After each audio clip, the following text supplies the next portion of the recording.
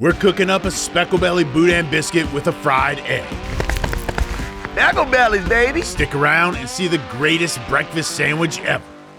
Let's dive in.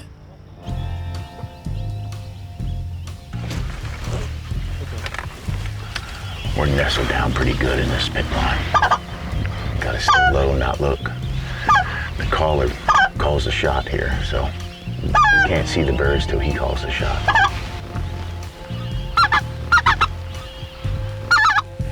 Just at your side, following in the front. Y'all kill him.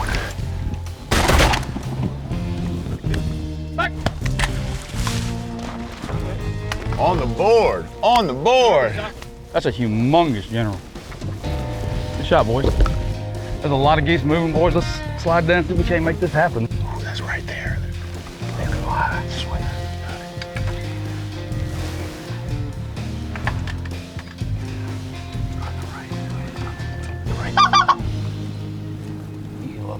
Shoot him.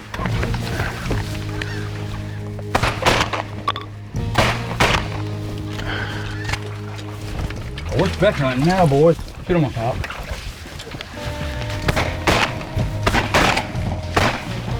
I didn't know they were right smoked there. That one. Oh, here's two geese coming in, right behind the dog. Are they bending back to us? Yeah. Yeah, get ready. Were they at backside, front side?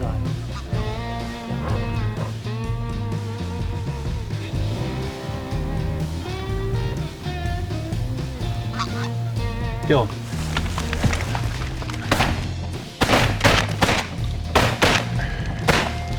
How many times you seen that? Geese follow dogs in the water. Too many.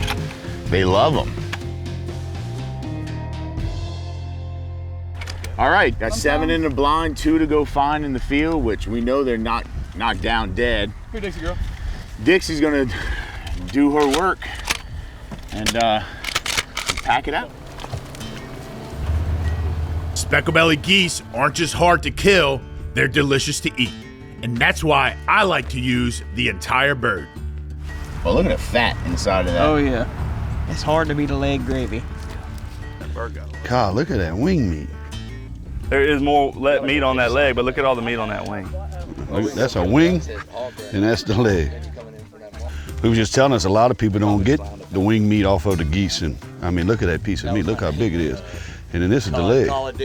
So we'll take this, both legs, both wings, and the breast off of these, and we're gonna have us a good meal with that.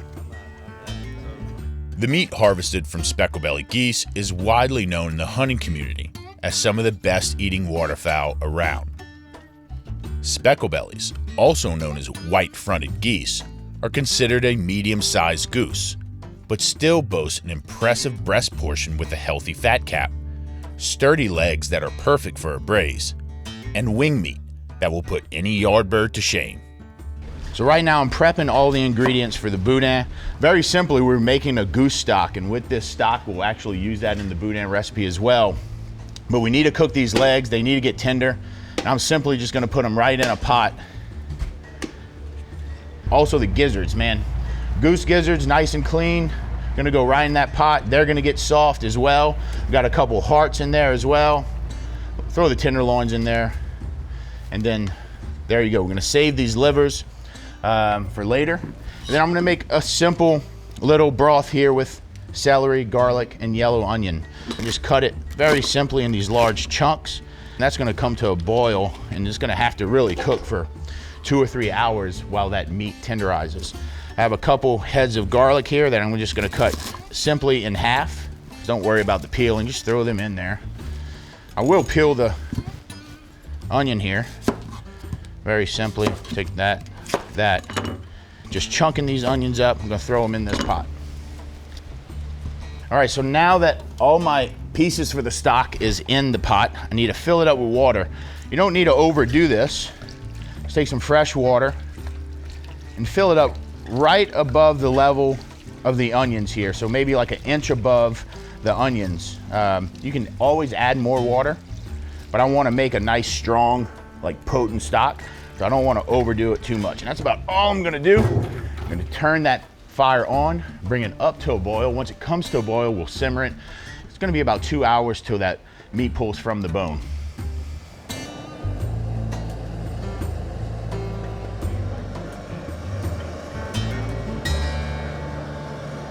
So we've been trying to make this boudin for a couple of days, and finally, after this great speck hunt, we're ready to do it. We'll put some biscuits in the oven. I'm gonna get this boudin made. First, I need to make rice. One of the key ingredients, if not the only key ingredient in any boudin, should be rice. And I'm using long grain white rice from right here in the area of Southwest Louisiana. And I do a simple ratio of 1 to 1 1/4. So that's 1 part rice and 1 1/4 part of water. That rice is back up to a boil already. So like I said, I want to turn it down as low as possible. Put a piece of foil, then a lid. And that's really the trick with steaming a perfectly good pot of rice.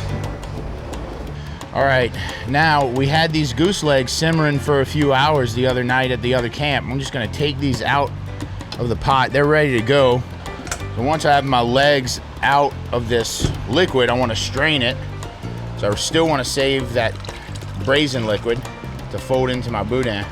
You saw all those onions and celery and garlic that was in there, and they're basically soft and demolished at this point, so you're gonna need a nice fine mesh strainer. Once I strain that stock, I'm good to discard this, because what I really want is all that juice, but as for this pulp, it can go right into the garbage. So I have the gizzards and the hearts.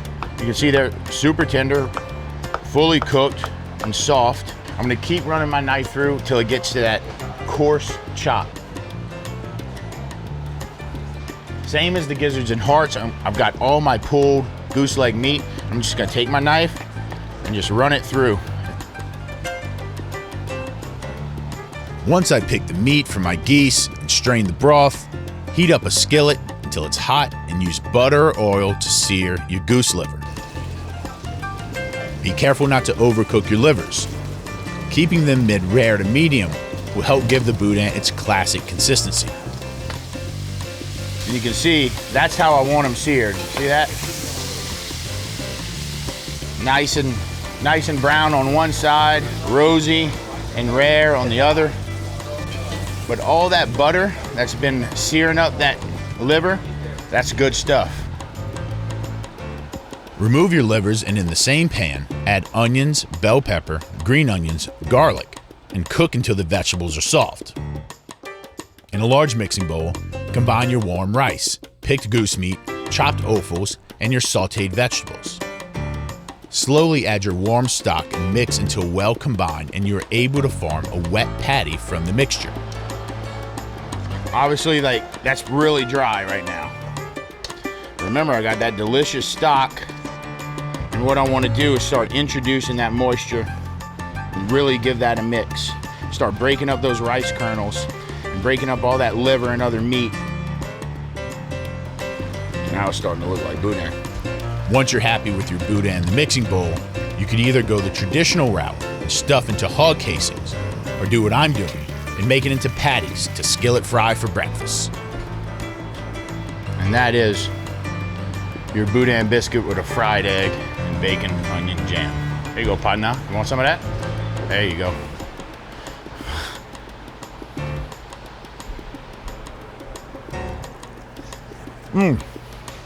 It's hot there, buddy.